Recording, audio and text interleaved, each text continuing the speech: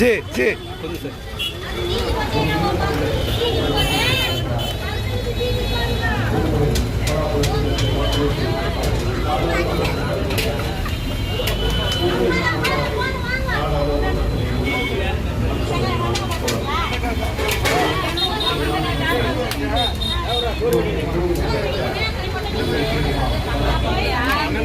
கொஞ்சம் போனா கொஞ்சம் போன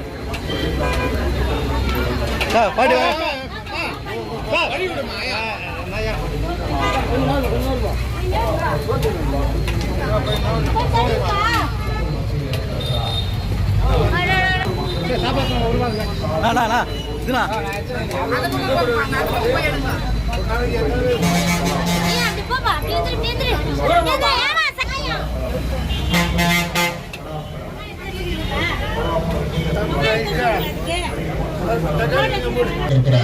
உங்கள் சின்னமா பலாப்பழம் நடிகர் மன்சூர் அலிகான் அவர்கள் இது உங்கள் மத்தியில் அவர்கள் வந்து கொண்டிருக்கிறார். உங்கள் சின்னமா பலாப்பழம், நமது சின்னமா பலாப்பழம். பலாப்பழம் சின்னத்தில் வாக்கு கேட்டு நடிகர் மன்சூர்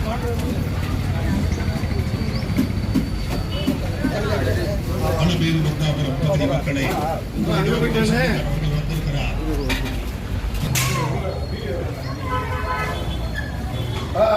சாப்பாடு என்ன ஆகலையா? என்ன ஹோட்டல் எல்லாம் ஆயிடுச்சு. இங்க ஒண்ணுமே ஆகலையா? சாப்பாடு செஞ்சு இப்பதான் செய்ய போறோம் சார். இனிமேல் செஞ்சு எப்ப சாப்பிட வருது? 12:30 மணிக்கு வருவாங்க எல்லாரும் சாப்பிட. 12 மணிக்கு வந்துடலாம். இப்படி வந்துங்க செஞ்சிடலாம்.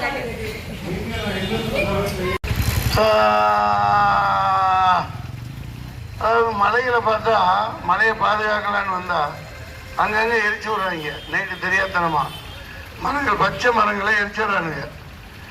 ஏன் எரிக்கிறான்னு பார்த்தா கொஞ்ச நாள் அது இது பச்சை இல்லை இந்த மலைன்னு போட்டு ஆட்டையை போட்டு மலையை குறைஞ்சி விற்றுருவாங்க. இந்த ரயில்வே இதெல்லாம் எல்லாம் இந்த பொதுத்துறையை தூக்கி மோதி கொடுத்த பிறகு இந்த முதியோர்களுக்கெல்லாம் இந்த ட்ரெயினில் போகிற பாஸ் எல்லாம் கட் பண்ணிட்டான். சீனியர் சிட்டிசனுக்கு எல்லா இதுவும் கட் பண்ணிட்டான்.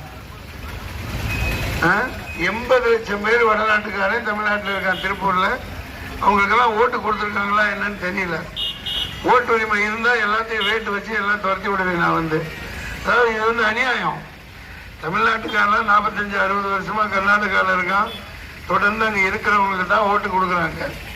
வந்த 4 வருஷம் 2 வருஷத்தில் கொண்டாந்து இந்த மாதிரி தான் அம்மா போட்டு தள்ளிட்டு எடப்பாடி வச்சு பிஜேபி கவர்மெண்ட் எல்லாம் இன்னைக்காரனே உள்ளே இறக்கி எல்லாம் எலக்ட்ரிசிட்டியில் வெளிநாட்டுக்காரன் வெளியே ஸ்டேட்டுக்காரன் ஒவ்வொரு தொகுதியிலும் ஒவ்வொரு துறையிலையும் தமிழனுக்கு வேலையே இல்லை.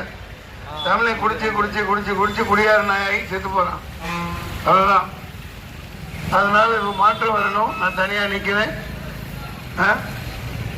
அப்புறம் பேசுவோம். தொட்டு போயிலுங்க, முன்னமல் போயிலுங்க, ஓட்டு பிடிங்க போயிலுங்க, காசை கொடுத்து ஓட்டு வாங்கலாம் துரத்தி விட்டுட்டு அவங்களுக்கு ஓட்டு போட்டீங்கன்னா நீங்கள் பிச்சைக்காரங்களாவே இருப்பீங்க. எனக்கு ஓட்டு போட்டீங்கன்னா உங்களை எல்லாம் முதலாளி வைக்கிறேன். தூக்குப்பா வண்டியை தூக்குப்பா, ஏசி காயத்துக்குள்ளே தூக்கு எடுத்துட்டாங்க.